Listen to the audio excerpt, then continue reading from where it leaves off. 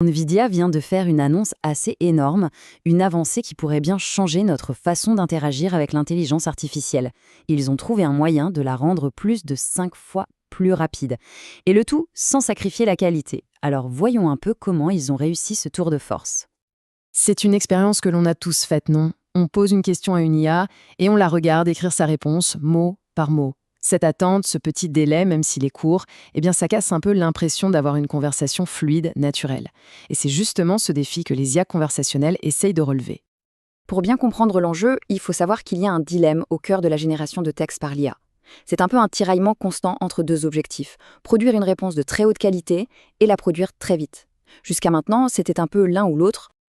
Alors, d'un côté, on a les modèles qu'on appelle autorégressifs, ou AR.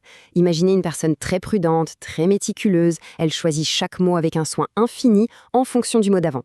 Le résultat est de grande qualité, c'est sûr, mais c'est un processus qui est forcément lent. Et de l'autre côté, on a les modèles de diffusion. Eux, c'est l'inverse, c'est comme des brainstormers hyper rapides. Ils balancent plein de mots, plein d'idées en même temps, en parallèle. C'est beaucoup plus véloce, mais évidemment, la qualité et la cohérence finale peuvent en pâtir. Le vrai défi, vous l'aurez compris, c'est de réussir à marier la vitesse de l'un avec la précision de l'autre. Et c'est précisément là que la solution de Nvidia entre en jeu. Ils ont mis au point une toute nouvelle architecture, une architecture hybride, qui justement refuse de faire ce compromis. Et son petit nom, c'est TIDAR. Cette innovation, elle ne sort pas de nulle part, Elle vient tout droit des labos de recherche de Nvidia. Et attention, ce n'est pas une petite amélioration, c'est une refonte complète de la manière de penser la génération de texte par IA. Et voilà la phrase qui résume tout à la perfection: penser en diffusion, parler en autorégression. C'est d'ailleurs l'acronyme de TDAR. Cette métaphore, c'est vraiment la clé pour tout comprendre. Le modèle va utiliser la vitesse de la diffusion pour, en quelque sorte, penser aux options possibles, et il va utiliser la précision de l'autorégression pour parler, c'est-à-dire pour formuler la réponse finale. D'accord, alors plongeons un peu dans la mécanique. Comment TIDAR arrive à faire ces deux choses en même temps ? En fait, la réponse se trouve dans une exploitation super maligne du matériel qu'on utilise déjà tous les jours. Le concept clé qui rend tout ça possible, c'est ce qu'on appelle les espaces de jetons libres. Pour faire simple, imaginez que votre GPU, c'est une autoroute avec plein de voies. Un modèle classique, lui, il n'utilise qu'une seule voie pour générer un mot et il laisse toutes les autres vides. Eh bien, TIDAR, lui, il a été conçu pour utiliser toutes ces voies en même temps, pour faire plusieurs choses à la fois, sans créer d'embouteillage et donc sans ajouter de temps d'attente. Ce processus est vraiment bluffant. En une seule passe, le modèle fait deux choses en parallèle. D'un côté, il pense. Il est en train de générer plusieurs brouillons pour le mot qui va venir après, en mode diffusion. Et de l'autre côté, en même temps, il parle. Il est en train de valider le meilleur mot parmi les brouillons qui ont été générés à l'étape d'avant. Le point crucial, c'est vraiment cette simultanéité. Il ne pense pas puis il parle. Non.